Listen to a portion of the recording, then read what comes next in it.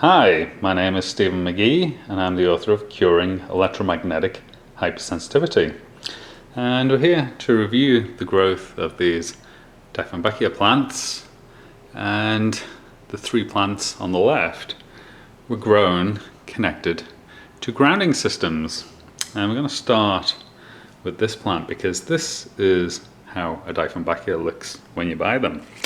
So you can see you've got very large pattern leaves, and they're not shiny, very matte leaves, and it's a very beautiful looking plant.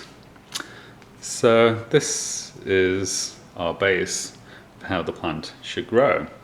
So let's look at our first plant. So this one was connected to a non-electrified ground rod in my back garden. So it has this cable that clips on to the cable that goes out to the ground rod in the back garden, which is tens of feet away, and the whole soil is grounded to that ground rod, and this is the growth that we got out of it. So you can see that it's actually showing symptoms of radio frequency exposure, and one of the reasons why it would show symptoms of radio frequency exposure is because when you connect a long cable out to a ground rod, you make an antenna system, and that antenna system fills up with radio frequency. So this one is a radio frequency exposed plant. And the other thing that's going on at my home is I actually live in a community that has wireless transmitting utility meters and also 3 cell phone towers. So it's also radio frequency exposed by those particular items also.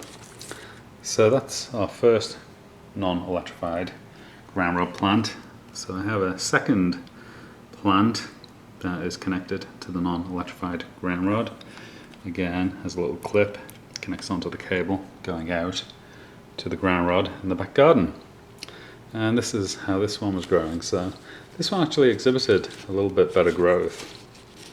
And it's something that I notice with my controls around the house, is that the growth is not uniform between them all. And I'm assuming that this is because radio frequency exposure fields are quite patchy. So just moving a few inches can make a lot of difference. So this one appears to be in a little bit of a healthier zone by being a few inches away from the other one, and is actually exhibiting better growth. But it's not like the original plant that we started with. It's highly deformed in comparison to how the Dieffenbachia is supposed to grow. So this is our last plant, and this plant is actually connected into the electrical system through the grounding pin. So you can see our cable's going into the pot. You can see our cable is actually corroded away quite a bit. I'm going to have to replace this cable shortly. But this showed probably the most deformity of the bunch, but also the tallest growth. So the growth of this plant is very, very tall, and it actually has the best leaf growth. So being connected to the electrical utility system gave the best growth pattern, but it's way different to what the Dieffenbachia should look like. And this, even though it's showing the best growth out of the grounded plants, it's actually quite a deformed plant. And I call these grounded plants my Frankenstein plants because they show these deformities. This is a man-made Dieffenbachia, all 3 of them.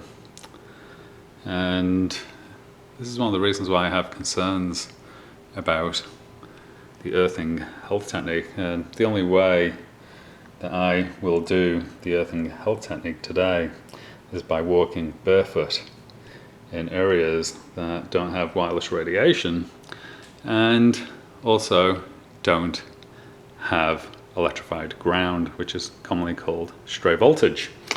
And I should mention that this particular plant here is stray voltage exposed.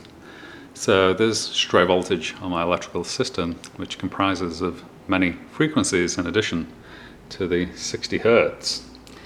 And it gets up to about 1.7 volts.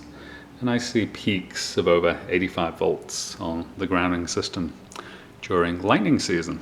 So lightning is likely affecting these plants also. So that's my 3 plants that I have connected into grounding systems, and they're all showing quite extensive deformity compared to how the Dieffenbachia is supposed to grow. I hope you enjoyed the presentation, and I wish you the very best of health. Thank you.